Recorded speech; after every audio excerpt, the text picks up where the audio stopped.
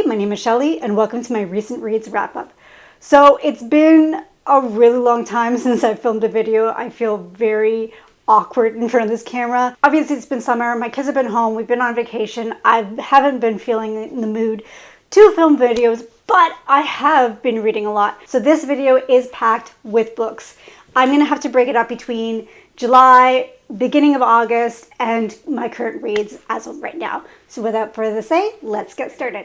Okay, so I'm going to start with what I finished first in July and then kind of work my way through the month. The first thing I finished in July was The Lies of Locke Lamora. I think I actually started this in June and then it carried over into July. This was a reread for me, and I am actually really glad that I reread it because I did not remember very much from the first time I read it a couple years ago.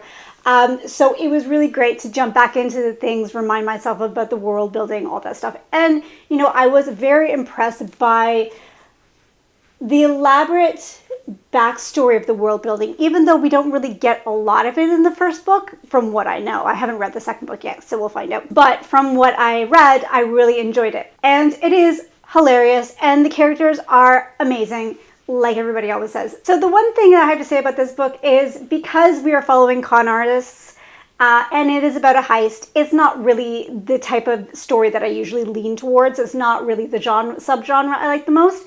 I do like watching those types of movies, but reading for some reason just doesn't really connect with me. So although I did love everything about this book, the plot was probably my least favorite of that, and everybody's probably just gasping because they're like, the plot is amazing. Well, it is, but for me, it's all about the characters and the funny writing and the writing style that really brings me into this story and makes me really love it.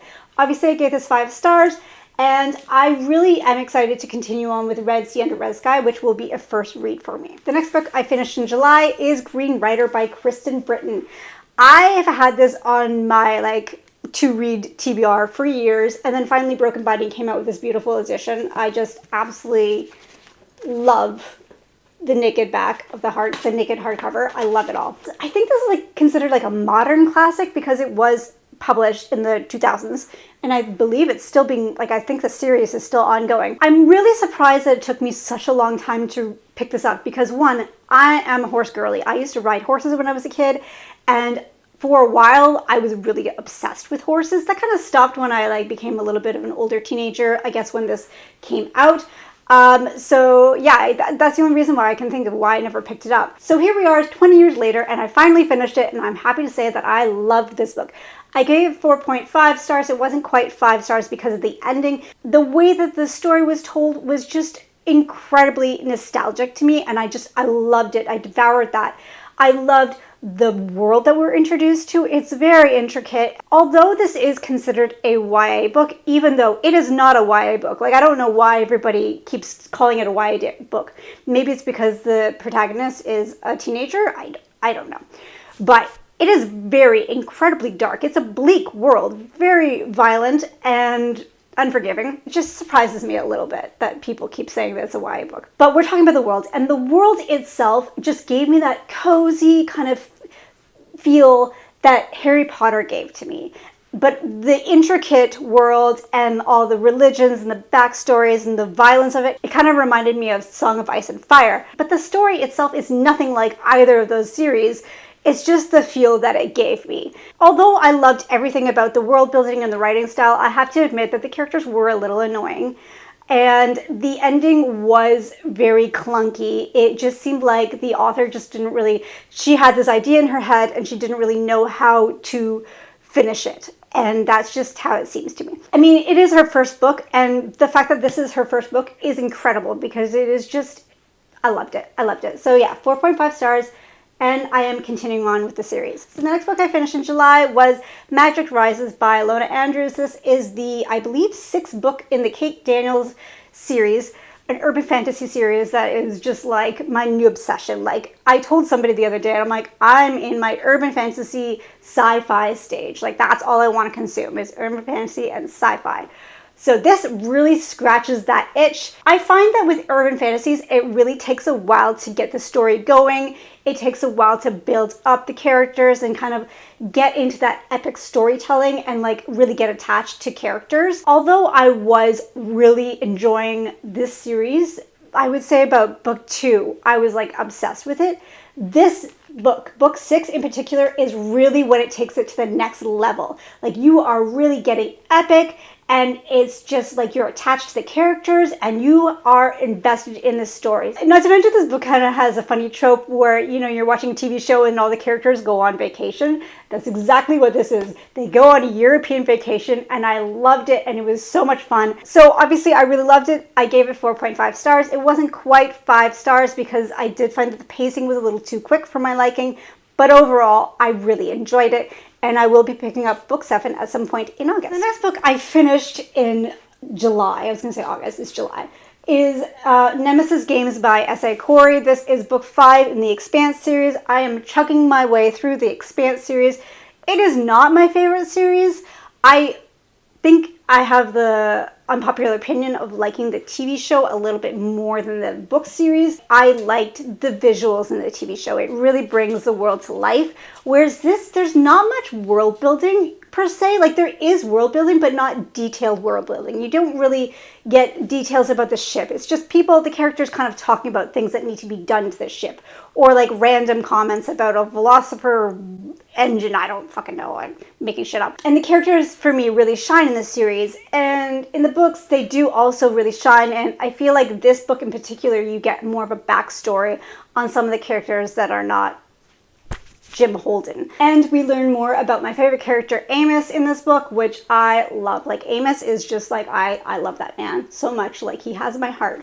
So I was really, really happy to dive into Amos's backstory, although I knew it from the TV show. Once I finish the next book, I believe it's book 6, I will be like caught up to the TV show, and then book 7, 8, and 9 were not adapted, so those will be brand new. So I'm actually really excited to get to those. I have to say, although I love the series and the story and the characters, it's actually the writing that I don't really connect with as much as I believe a lot of people do. And I'm not sure if it's because it's the audiobook narrator, because I do listen to this via audiobook. So maybe I should try reading a James S. Corey book with my eyes to see if maybe that might change it a little bit. But overall, I enjoyed it. I think I gave it 4 stars. And then the last book that I finished in July was The First Writer's Call. I actually finished this in August, but it was like August 2nd or something like that. So it was right at the beginning of August. And this book, this is the second book in the Green Rider saga or series or whatever it's called. And this book has a lot of like, it's a hit or miss with a lot of people. Like, people either really love it or really hate this book because it is very different from the first book. The first book is more like an adventure story and like almost a coming of age story where this girl is getting these powers. It would have helped that I actually described the story beforehand. The story is about Kerrigan, and Kerrigan somehow inherits this brooch that gives her the ability to become a Green Rider. So I'm not going to say more than that, but being a Green Rider is like being a magical messenger for the king, and you get sent on some dangerous quests. So the first book is very much like her stumbling onto this power and then kind of figuring out what the hell's happening, and there's some mysteries and people are chasing her. This book is like, the story has been solidified, and there's these things that are happening in this world that is affecting Kerrigan and all the other Green Riders. So Kerrigan is in the middle of it all, of course, because she's the main character. But also in this book, you get a lot of random POVs, and I mean random, like random dude for like 5 minutes. So, I mean, that was kind of jarring at times. I mean, I didn't mind it as much, but I did notice it after a while. I'm like, that's a lot of random randos. That kind of disconnected me from the story a little bit. Also, the way that the story happened was very discombobulated. Like, it was going one way and I was like, yes, yes, yes, I really like where it's going. And then all of a sudden it just takes a sharp turn and goes just a way I didn't like. It was clunky. There is a love interest in this book that is very prevalent, and I hate it. I hate it. It is not like the character that she, the love interest is. Like, it's not like they're a bad person. It's just that I don't feel the chemistry. It's almost just like a setup for a plot or to further drama within the plot. So I just kind of didn't care about it. And I really hope that maybe that changes, because it is a slow burn romance from what I'm hearing. So I'm hoping that maybe something will happen and it just will either get better or not happen at all. fingers crossed. But like the first book, I felt that the ending was a little bit all over the place, and it didn't flow as nicely as the first, like, I would say 3/4 of the book. I gave this book 3.75 stars, so it wasn't quite as enjoyable as the first book, but I still really loved, like, and I cannot express how much I loved the world building and the backstory that we're giving and the history and I loved it all. And there's a creepy element to this book, which I know is going to be a bigger part of the story later, and I loved the creepy element. Creepy forest, that's all I have to say. I have yet to pick up the third book, but I will be picking it up at some point in August. So I forgot to mention that I'm actually taking part in a Green Writer readathon on a Discord. I will link all that below. I'm a bit behind on the readathon, but I believe that they're starting book 4 at the end of August. So you can still take part even if you want to start now. There's a lot of people that are just starting. They're all at different stages, but it's a lot of fun and I highly recommend it. So now we're done July, we'll get into August. And August is kind of an interesting month because I decided to take part in the TBR Quest. Like, I guess it's a challenge competition. I'm not sure. Is it a challenge or competition? Maybe a little bit of both. And I will link all the information below. And basically it's like you have some team leads and everybody has a team. And basically you're given a bunch of prompts that you kind of have to fill in. You have to read about 5 books throughout the month. And whoever reads the most books or whatever team reads the most books wins, obviously. So I have been reading like a demon the first week of August. And I have managed to read 4 books. I'm pretty proud of myself, although they announced it and our team is second right now, but I have high hopes that we will be first and kill this. So the first book that I read, and it was like, the prompt was an animal cover. So the first book that I read was Dungeon Crawler Carl. I cannot remember the name of the author, so we'll just put it down below. But this is a lit RPG book series that is extremely beloved. And I've tried a few lit RPG. I think I've tried Cradle, and there was one other thing that I tried, and it didn't work for me. I think if you really like lit RPG or even like shonen anime, this is a book for you.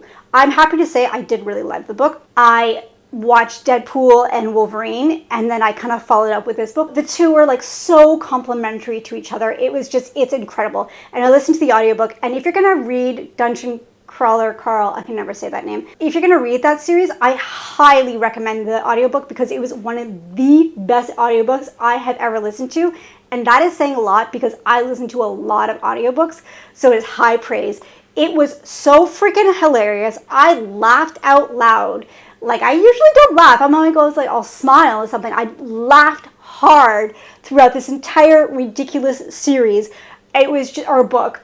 It was just so much fun. From the beginning to the end, it was a lot of fun. So in this world, basically aliens take over the planet and a lot of people die. And it's very graphic and very violent.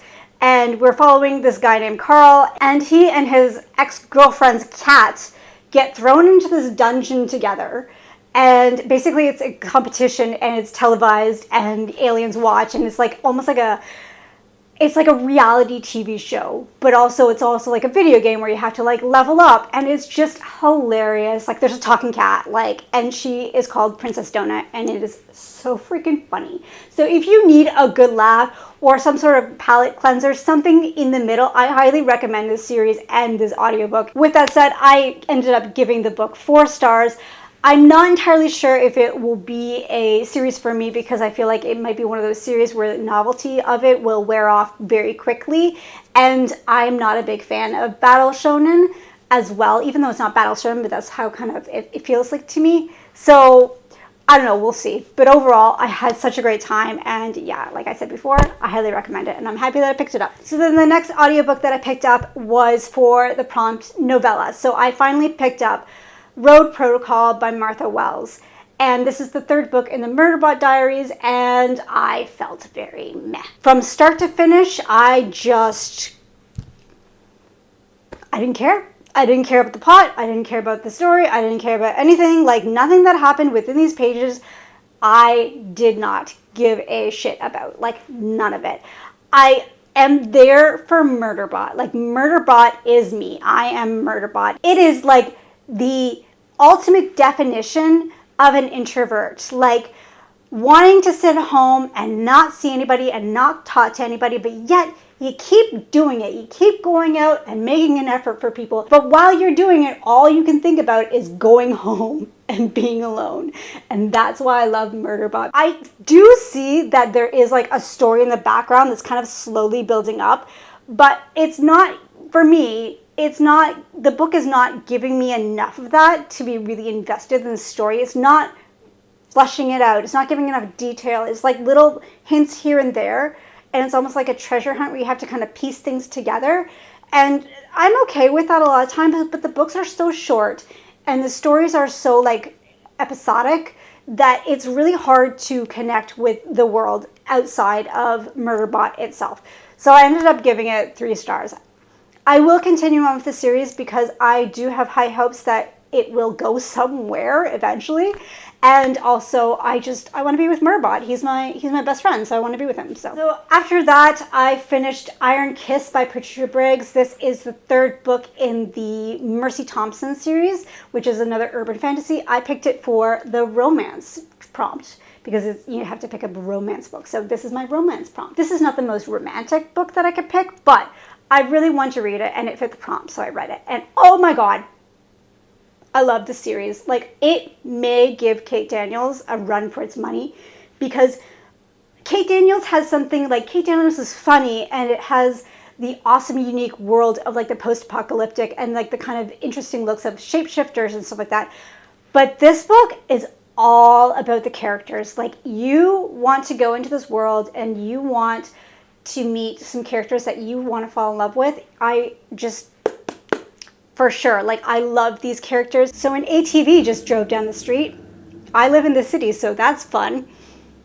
And the plot line is a little slower compared to Kate Daniels. Kate Daniels is like, things happen very rapidly and very fast, where this is kind of like a slower burn to it. And the ending of this book, oh my God, I don't want to say anything else, but the ending of this book made me look at the series completely differently. It brought a realism to this book. It brought depth to this book. So because of that, I'm very tempted to like honestly binge the entire series because it's just, I'm having such a great time with it. It does remind me a lot of Dresden Files. So I think if you like Dresden Files and you want to check out something it's like very similar, but you don't mind a little bit of romance. So far, it's not super romantic, but there's a romance in it.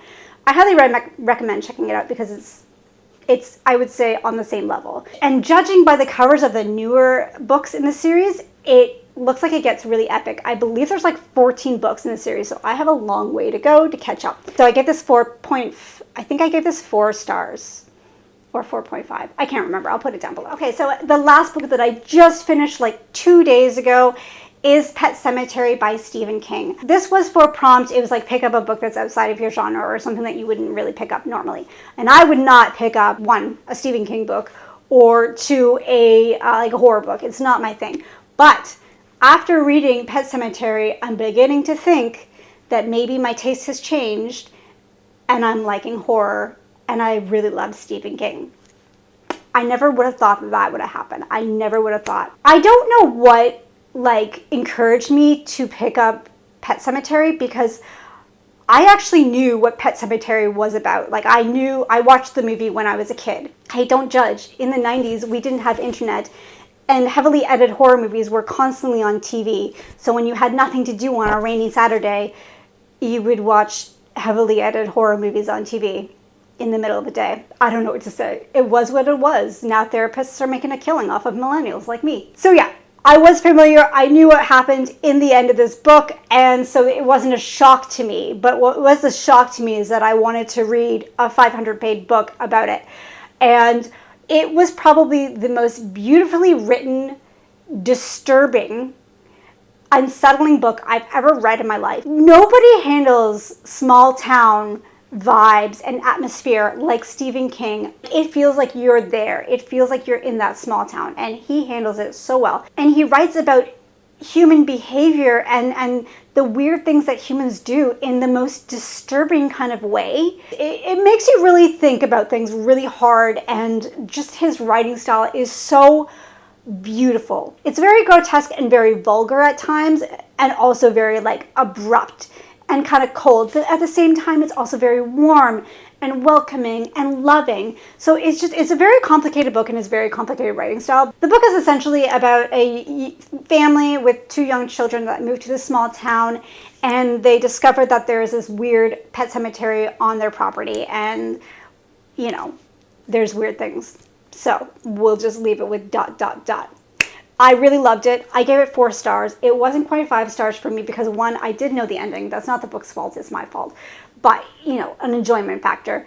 And 2, I felt like it was a little too long for what it needed to be. I believe that this maybe was an extended version and there was a cut down version when it was originally released. I don't know, don't quote me. I felt like it was a little too long to get to from point A to point B. So I felt like my attention was wandering a little bit. But I did listen to the audiobook, which is narrated by Michael C. Hill, aka Dexter, which was amazing, by the way. So if you're going to check it out, I highly recommend the audiobook. So yeah, because of that, because I tried something outside my genre, I'm now considering giving The Dark Tower a second chance. I read The Gunslinger a couple years ago, so I may just, and I remember enough of it because it was quite a short book, so I may just jump into the second book and see how I feel about the series, because like I said, I really did enjoy his writing, so that was a pleasant surprise. All right, so now I'm just going to talk about the books that I have on pause, and the first one being Best Served Cold by Joe Abercrombie. So I was supposed to read this with Taylor from Maybe Between the Pages. You know, sometimes you get that craving and you just want to read it. So I picked it up, and she totally called me out on it in her latest video, and I laughed because I'm just like, oh, it's true, that's what happened. But I decided to put it on pause because we were chatting, and I'm like, you know what, Taylor, I think that because you and I have very similar tastes, I think that it would be a lot of fun to read it together. So I don't need to read it. I got enough of like a taste of it to tide me over, and I have tons of other books to read in the meantime. So I'm not in a really big rush to read it because I did get a taste, and it was just... Best Served Cold is just the perfect title for this book because it is all about revenge, and it very much gave me like Kill Bill vibes. So if it's like, if you like Kill Bill but you want to experience it in a Joe Abercrombie world, check out this book. So I will be waiting for her to pick this up. Whenever she does, no rush, and I hope that we will enjoy it together. And then the second book that I have on hold is The Dragonbone Chair by Tad Williams. I was really into House of Dragons, and I didn't really want to jump back into Song of Ice and Fire, so I decided to go with the original source that George R. R. Martin was inspired by, so I decided to pick up The Dragonbone Chair. I have the audiobook of this, and I also tried it physically, so I did both, and I just found that the beginning really, I don't know, I couldn't concentrate on it. I couldn't concentrate on the writing. I don't know what it is about it. I would find my mind just wandering away while I was reading. So I'm like, okay, I'll switch it up to audiobook. I actually absorb information better through audio than I do through reading. So I'm like, okay, well, maybe I'll listen to it and see how that goes. And it was the same experience. I finished the first book, and I decided to put it down because of some priority books that I had to read and some other books that I just really wanted to read. But I will be continuing on with it. I have heard that the first bit is like really hard to get through, and it is a bit of a slog. So I'm not alone in feeling that way. So I will be continuing on, especially since The Broken Binding just announced that they're going to be having that as their next series that's going to come out in the fall. So once I finish my prompts for the TBR Quest, I will be picking this up back again. And the last portion of my video, I'm going to be talking about what I'm currently reading. So currently I am reading The Mercy of Gods by James S. Corey. This is their new series, and it is linked to The Expanse, but you don't have to read The Expanse in order to enjoy it. We are doing a buddy read on my Discord, so I will link that down as well. So far, we are all kind of taking it slow. It only started a couple days ago. I'm currently on page 6. I am actually listening to the audiobook, and it's the same narrator as The Expanse. So like I said before, maybe the audiobook just doesn't work for me. So I think I'm going to have to switch to physical for this. So yeah, some of us have like already finished the book, which is amazing. And some of us are taking our time. So this is a month-long buddy read. It's no pressure buddy reads. So if you want to join, now is the time. And the second book that I'm reading is Bone Cross by Patricia Briggs. This is the 4th book in the Mercy Thompson series. I'm listening to this via audio, and I love it. Oh my freaking God. This series is now becoming like a warm hug to me. It's becoming my comfort read. Like, I was gonna pick up something else, but I'm just like, you know what? I'm not feeling great mentally, and I just needed something very comforting. So I grabbed it from the library, and I am now reading that. And yeah, and I'm loving it already. Like, I think I'm already like 50% in, and I started it yesterday. So to my defense, they're short books. So that is what I've read and what I'm reading currently. Comment down below. Let me know your thoughts. What are you reading lately? What have you read? Have you read anything good? Bad? Let me know. You can find all my socials down below. And as always, thank you so much for watching. If you like this video, think about liking and subscribing. It really helps small channels like myself grow. And I hope you have a fabulous day. Bye!